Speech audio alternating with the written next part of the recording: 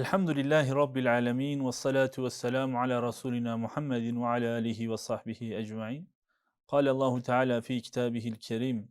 Euzu billahi mineşşeytanirracim. Bismillahirrahmanirrahim.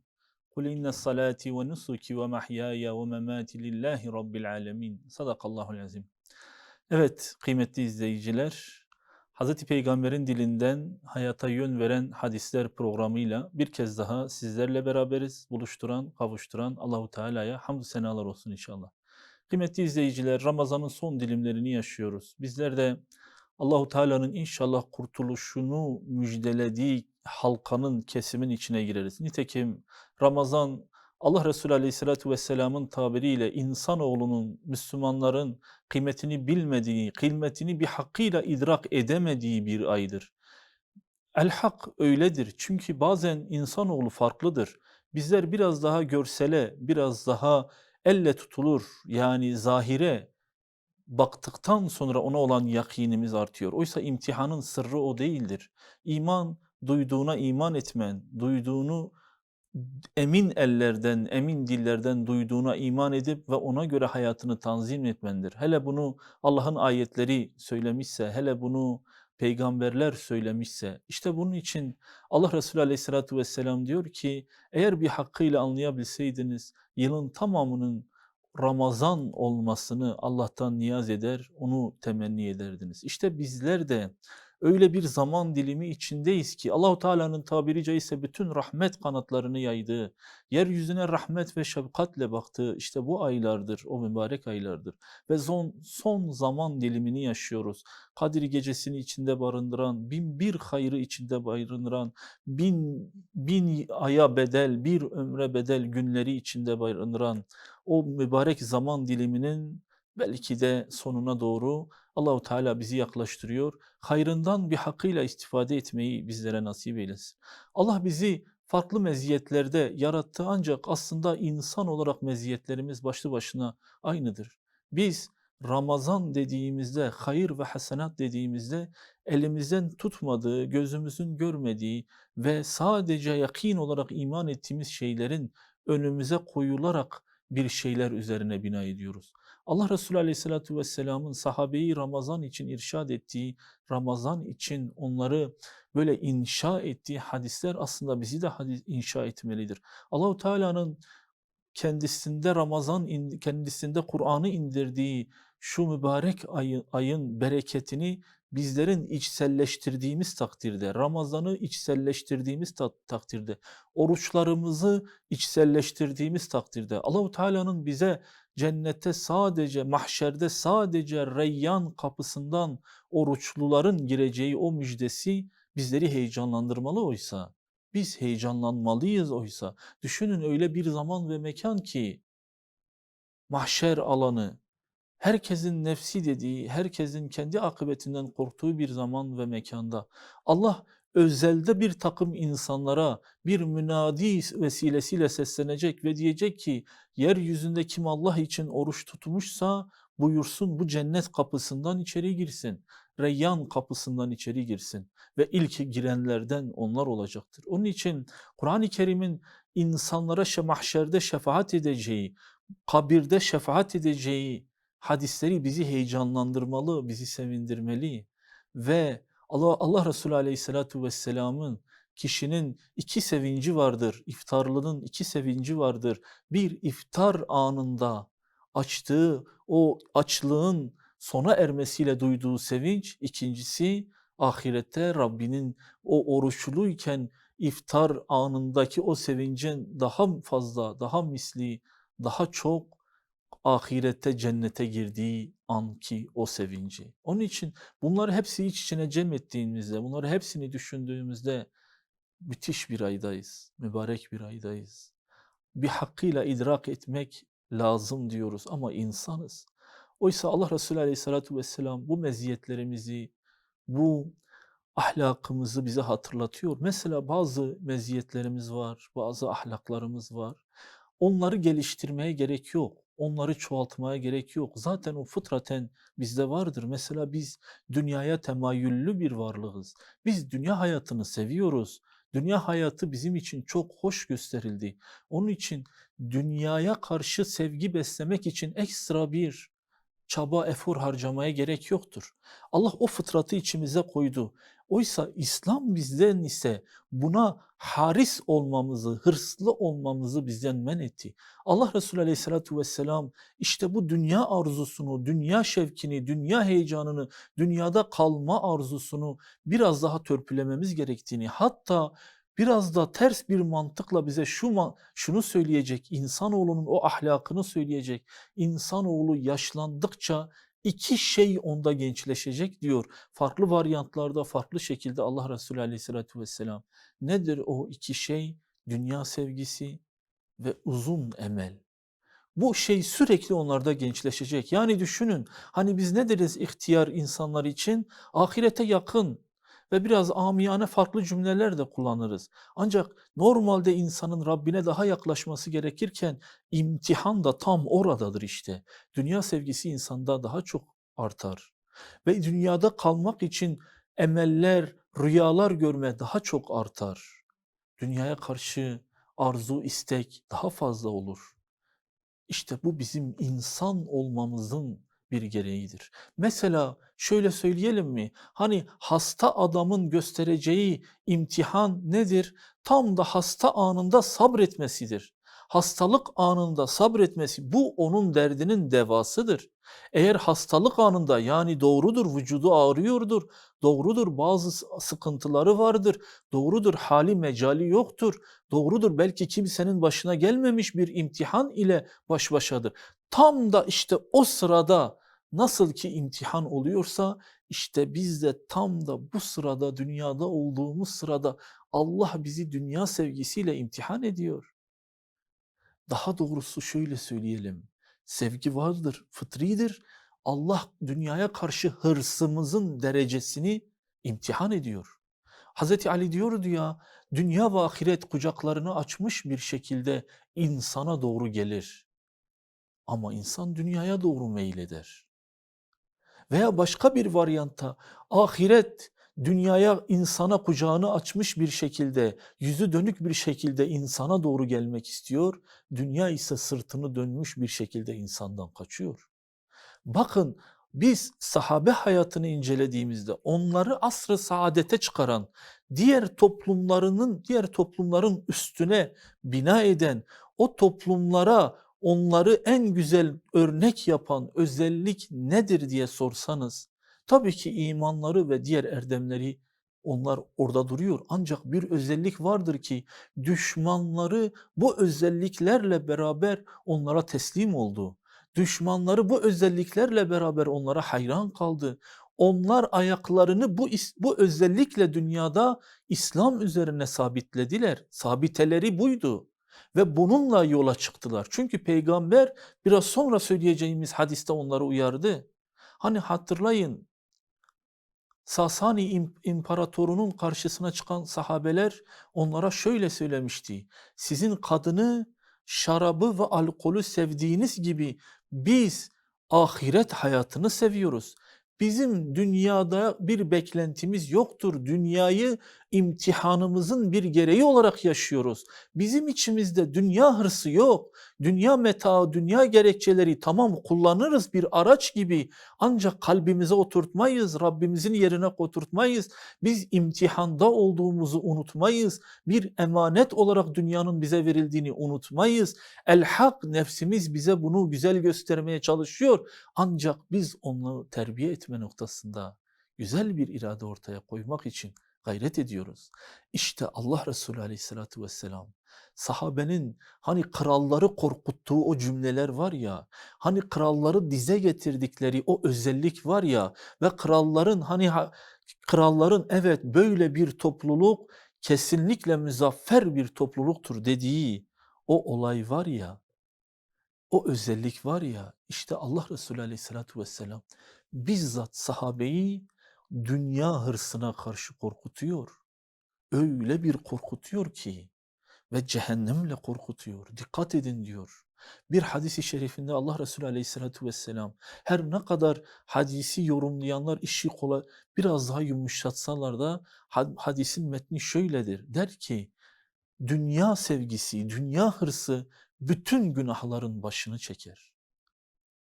Veya hadisi yumuşatarak söyleyelim, bütün kötülüklere zemin açar. İşte dünya hırsı, dünyada kalma hırsı böyle bir şeydir. Onun için Allah kendisinden razı olsun. Hazreti Sevban radıyallahu anh bir hadisi şerif rivayet edecek biraz sonra bize. Allah Resulü aleyhissalatu vesselamın aslında sahabeyi nasıl uyardığı, ne büyük bir tehlike olduğunu bize şöyle söyleyecek. Diyecek ki Allah Resulü aleyhissalatu vesselamın yanındaydık. Bir gün Allah Resulü aleyhissalatu vesselam topluluğun içinde bize şöyle söyledi. Hani Allah Resulü ukbaya dair, ahirete dair farklı rivayetleri de birleştirerek söyleyeyim. Bir gün mesela yine Allah Resulü böyle bir sahabesiyle otururken böyle uzaklara daldı ve yağmur bulutları gibi fitnelerin ümmeti saracağını söyledi. Yağmur bulutları gibi fitnelerin ümmeti saracağını söyledi. İşte böyle bir zamanda Allah Resulü yine daldı ve dönüp dedi ki yabancı kavimlerin, yabancı insanların sizin üzerinize saldırması şöyle olacak. Hani aç bir adam günlerce çölde aç susuz kalmış bir kavim, bir topluluk düşünün.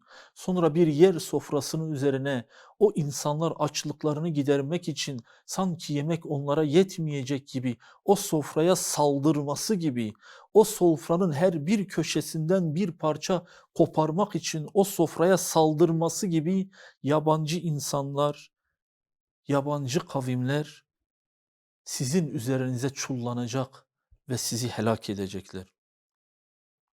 Sahabe endişelendi, telaşlandı ve aslında bir gerçeği de dile getirdi.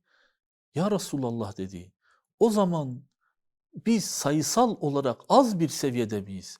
Yani onlar nasıl bize böyle saldırabilirler? Hem şu anda sen bizim içimizdesin ve biz bir avuç insanız. Yarın öbür gün biz bu dini yayacağız, bu din gelişecek, bu din büyüyecek, bu din bütün dünya topraklarında adı sanı bilinen bir din haline gelecek. Hangi kavim, hangi topluluk bize böyle yapabilir ki?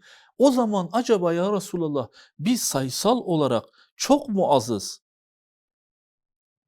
Allah Resulü aleyhissalatu vesselam hayır, hayır, hayır.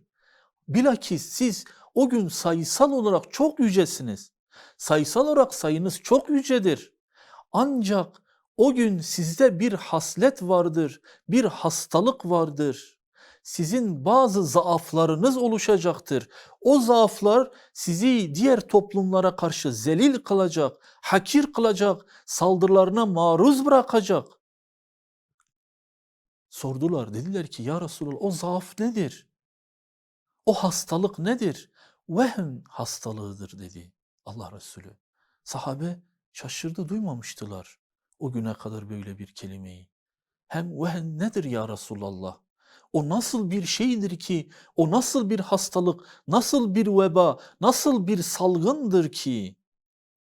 Ya Resulallah biz ondan kurtulamayacağız ve ümmetin neredeyse tamamı ona düçar olmuş olacak da diğer kavimler sayımızın çok olmasına rağmen aç bir adamın sofraya saldırması gibi aç bir topluluğun hani marketlerde bazen ucuzluk furyaları olur da insanlar yağmaya döner veya bazen öyle salgın hastalıkların sahnelerinde insanlar saldırır ya bizim için şu an değersiz olan şeyler o gün kıymetlenir ve insanlar onu elde etmek için birbirlerinin sırtına, göğsüne basarak ona ulaşmaya çalışır. Allah Resulü öyle bir manzara, hayal kuşunuz öyle bir manzaraya canlansın ve bugünkü halimizi bize resmediyor. Bugün nasıl bize ümmete saldırıyorlar? Dört bir taraftan bize saldırıyorlar. Her köşeden, her safadan, her yerden, gençlerden, kadınlardan, çocuklardan ve ihtiyarlardan, televizyon vasıtasıyla, internet vasıtasıyla her şekilden bizim kültürümüzü, dinimizi, meziyetlerimizi, ahlakımızı paramparça hale getiriyorlar. O nasıl bir hastalıktır? O vehem nasıl bir şeydir? Biz nasıl ona düçar olacağız? O hastalığın niteliği şudur.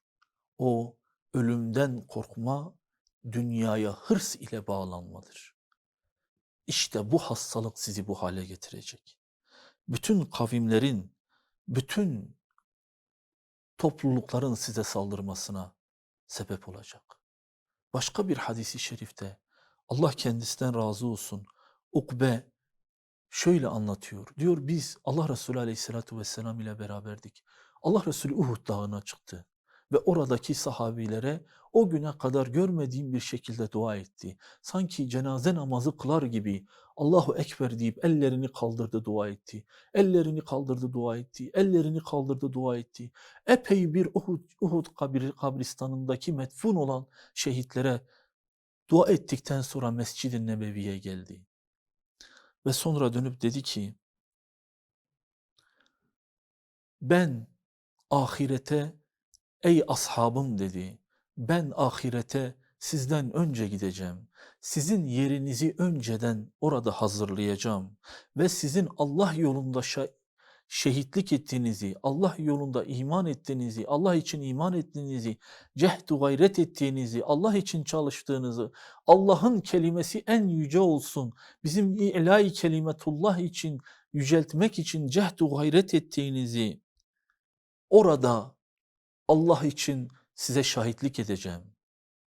Yalnız benden sonra sizin endişelerim var sizin için. Nedir o ya Resulallah?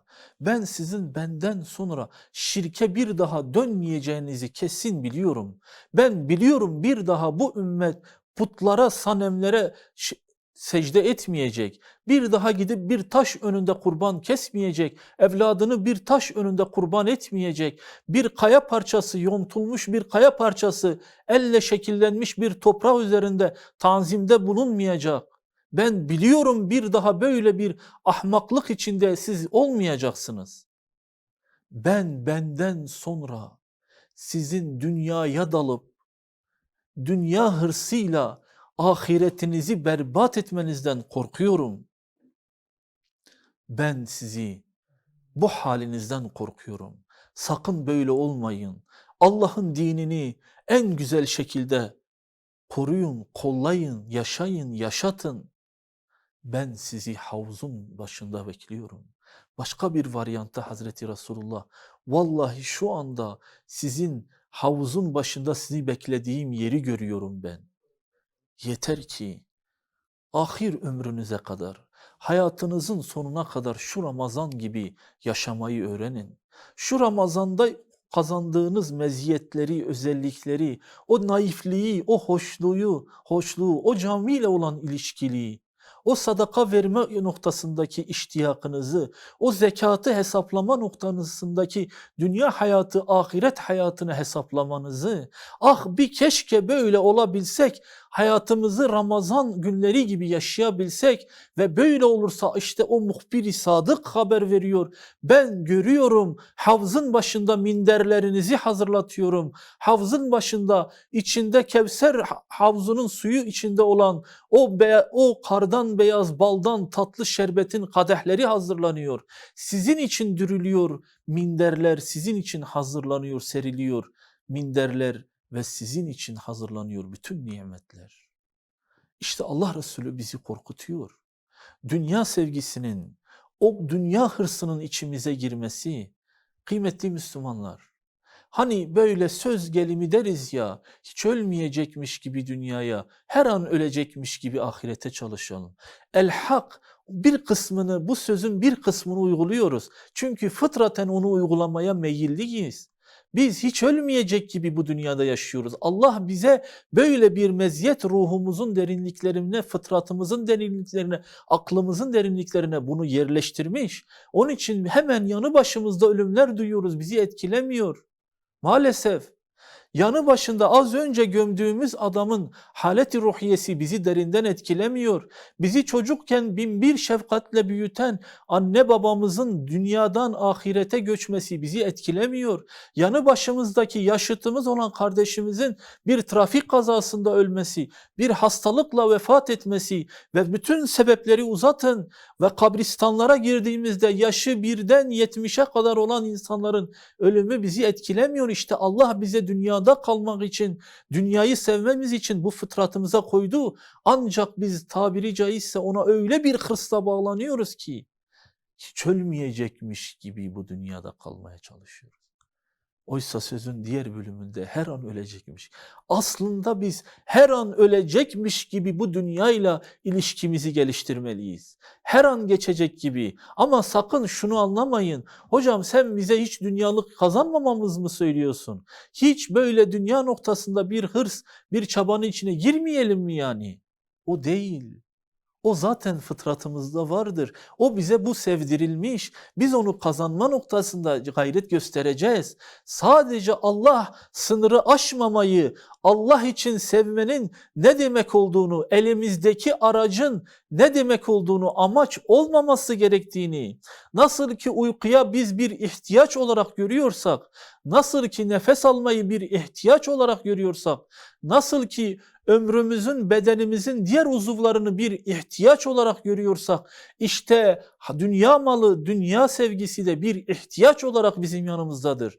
Bu bir araç olarak bizim yanımızdadır. Hedef, gaye bu araçları Allah'ın rızasını yani ahiret yurdunu kazanmak için, oradaki yaşam kalitemizi güzelleştirmek için bize verilmiştir. Bu bir emanettir ve bu emanet yerli yerinde kullanılmalıdır. Allah'ın bize bir lütfudur ve bu lütuf ile beraber en güzel şekilde ahireti kazanmak lazımdır. Yoksa ben ticaret yapmayın, dünya hayatı içinde girmeyin. Bakın biz sahabenin hayatında bakıyoruz. Onlar ahirete kucak açmıştı, dünya arkalarındaydı. Ahir ömürlerinde bütün sahabelerin neredeyse ciddi bir şekilde servet bıraktığını biliyoruz. Birçoğunun neredeyse adı sahabe olan herkesin bir vakıf kurup malını o vakfa bırakıp evlatlarını zengin bıraktığını biliyoruz. Çünkü onların içinde dünya hırsı yoktu ve bizim yaşadığımız hayat kalitesinden belki 100 kat daha aşağıda bir kaliteyle yaşıyordu. Yani kış ayında sıcak kaloriferin yanında değildiler. Suları yanı başlarında akmıyordu. Bir tık ile Avrupa'daki dostlarını görmüyorlardı. Hemen araçlarına binip bir başka beldeye gidip böyle sahil kenarında piknik yapmıyorlardı. Bugün bizim içimizde, bizim içinde bulunduğumuz nimetler, meşru nimetler, elhamdülillah diyoruz. Her türlü zevki en güzel şekilde tatmaya çalışıyoruz. Meşru sınırlar içinde. İşte o sınırlar aşılmadığı sürece dünya sevgisi, dünya nimeti bizim içimizde vardır. Sadece bunu hırs derecesinde, dünyayı kazanma noktasında bir sınırı aşmamak bizden isteniyor.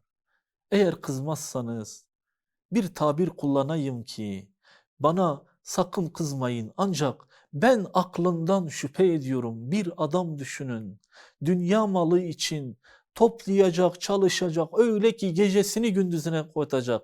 Akrabaları onu çağıracak, işlerim var gelemeyecek diyecek. Sohbete çağıracaklar, işlerim var gelemeyecek diyecek. Ya kardeşim, annen baban rahatsız, işlerim var gelemeyecek. Ya akrabalığın falanca yerde toplanmış, falanca yerde bir güzel bir hoş ortam var, falanca yerde şu var, adam gelemeyecek. Sırf bir şekilde dünya malı toplamaya çalışacak. Öyle ki namaz kılmayacak, Allah muhafaza. Öyle ki oruç tutmayacak. Diyecek ki ben çalışıyorum, işçilerim vardır, ben mal biriktirmem lazım. Oruç tuttuğumda odaklanamıyorum. Namaz benim vaktimi alıyor. Hem ben nasıl zekat veririm? Bak işte bu kadar mal biriktiriyorum. Ben haca gelemem. Ben bu kadar bir ay işimden uzak duramam. Ben öyle bir adam düşünün ki dünyasını berbat etsin dünya malı kazanmak için. Ve sonra ölüm gelip ona çatıyor. Allah onu hesaba çekiyor. Yapmadığı o hayırlı ameller bir köşeye, bir de o malı nerede kazandın diyerek hesaba çekiliyor. Yahu ben bu adama ne diyeyim? Ben böyle bir Müslümana ne diyeyim? Allah sizi bizi bütün ümmeti Muhammed'i böyle hafif akıllı olmaktan muhafaza eylesin. Yahu biz bir de bu malın bir de hesabını vereceğiz. O mal gidecek. O mal evlatlar yiyecek, torunlar yiyecek, gelinler yiyecek, damatlar yiyecek. Siz topladınız, dünyanızı berbat ettiniz. Berbat ettiğiniz o mal bir de ahiretinizi berbat edecek. Allah sizi bizi muhafaza eylesin. Böyle hafif akıllı olmamayı bizlere nasip eylesin. Allah dünyayı araç olarak kullanıp ahiretin emrine, Allah'ın emrine vermeyi nasip eylesin. Hepinizi Allah'a emanet ediyorum. Ve ahiru da'vana enilhamdülillahi rabbil alemin. Esselamu aleyküm ve rahmetullahi ve berekatuhu.